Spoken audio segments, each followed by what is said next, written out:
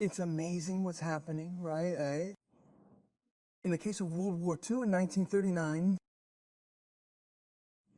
the United States entered World War II to defend itself, right? The United States didn't start World War II. What happened? Japan attacked the naval base in Hawaii, in Peggy Harlow, in 1939, and almost the entire U.S. naval base, aircraft carriers, destroyers, etc., was destroyed. And in response, the President of the United States declared war on Japan. And we can clearly see that as time went on, they dropped the bomb on August 6th, 3 days later, the second bomb on Hiroshima, on Nagasaki, which killed almost 100,000 people, 100,000 Japanese in just those 3 days. And that was the reason why it stopped. At sea aboard a vessel, they signed, in the Atlantic Ocean, you see, they signed the, what was it called? The complete peace between Japan and the United States. And from then on, the war completely underwent an exceptional change. So here, there is a mainly moral principle that we could determine. Let's compare it to 10 people on a raft in the middle of the sea, on a ship that is just sunk, and only 10 people can fit on that raft. Then suddenly those of us on the raft are rowing, and two people appear floating around, two living people who want to get on the raft. So we tell them, if you get on the raft, we are all going to die. So here the principle is true that two of those who weren't survivors had to die so that the 10 on the raft could survive, because if there was one more on the raft, they would die.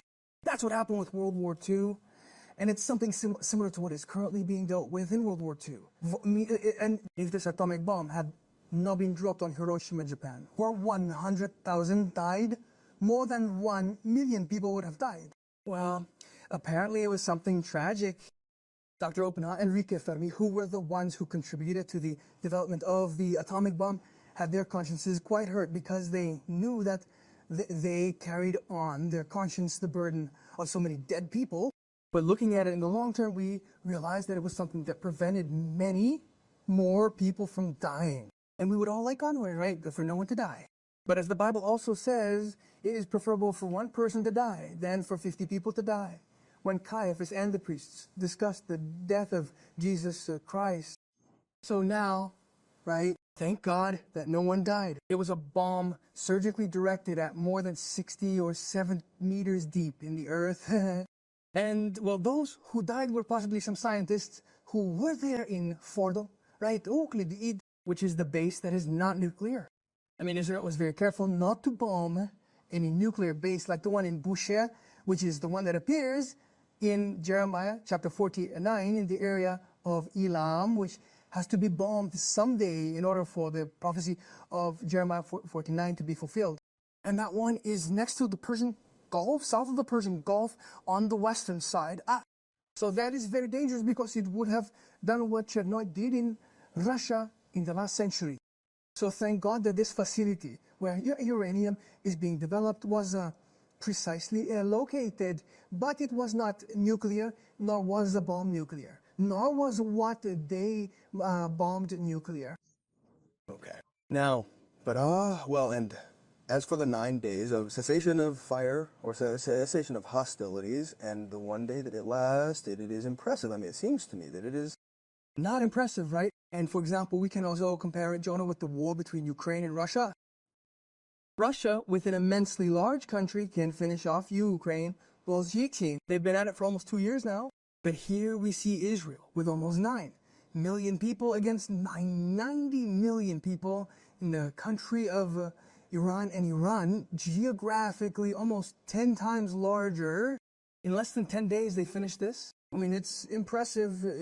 And another thing that also impresses me, Jonas, is that there's no doubt that President Trump was the key piece, the key instrument of God, right? Because a man with these characteristics was needed when right now China and Russia, who we are waiting for to react because they are close friends of Iran, they have nuclear pacts, military pacts, trade pacts, they didn't lift a single finger.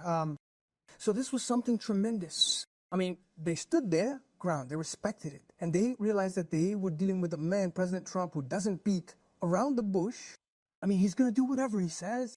So thank God for this, because it is the quality and character of being human that is needed in this tragic hour in which the world is living. Real men of courage, men of valor, men who are determined with convictions to fulfill what God commands us to do.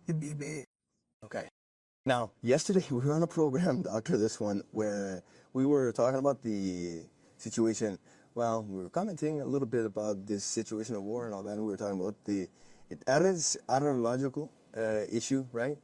Not going into the eschatological issue, of course, but we were just talking about how there are different eschatological positions.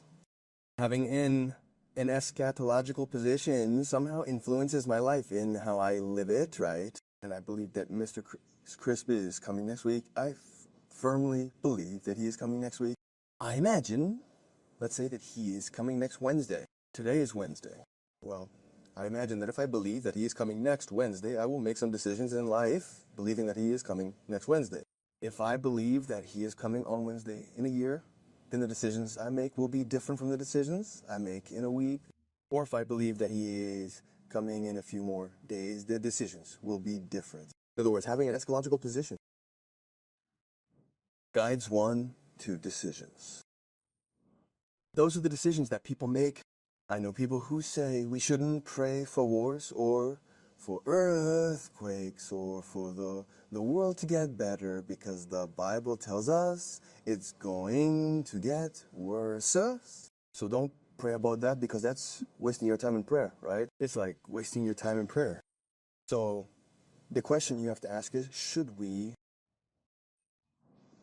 pray for the world situation, wars, people in power, etc., etc., etc.?